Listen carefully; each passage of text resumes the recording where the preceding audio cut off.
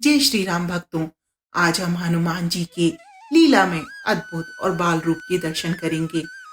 हनुमान जी का बाल रूप बालाजी महाराज के नाम से भी प्रसिद्ध है।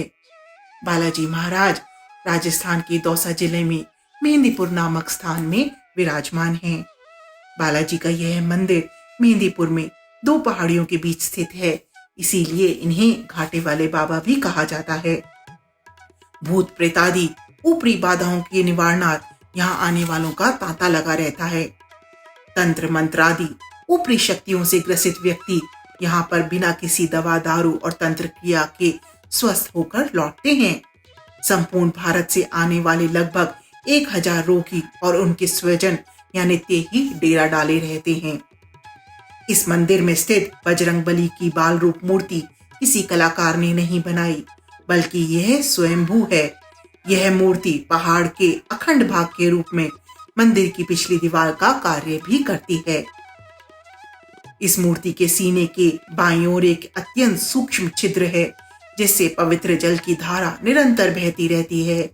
यह जल बालाजी के चरणों तले स्थित एक कुंड में एकत्रित होता रहता है, जिसे भक्तजन चरणामृत के रूप में अपने साथ ले जाते हैं।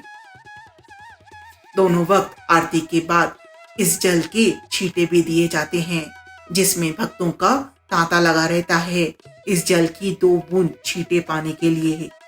यह मूर्ति लगभग 1000 वर्ष प्राचीन बताई जाती है, किंतु मंदिर का निर्माण इसी सदी में कराया गया। मुस्लिम शासन काल में कुछ बादशाहों ने इस मूर्ति को नष्ट करने की चेष्टा की, लेकिन वे असफल रहे। वे जितना खुदवाते गए, मूर्ति की जड़ गहरी होती गई।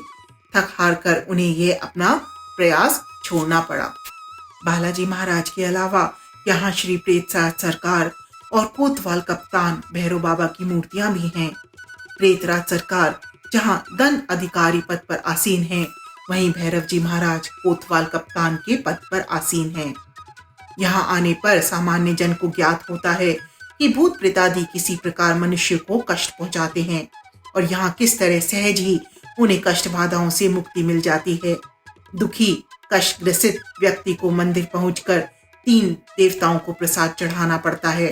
बालाजी महाराज को लड्डू का प्रसाद चढ़ता है, प्रेतराज बाबा को चावल का भोग अर्पण किया जाता है, और भैरव जी महाराज को उड़द का प्रसाद चढ़ाया जाता है। भैरव जी महाराज को गुलगुले का भोग भी चढ़ाया जाता है।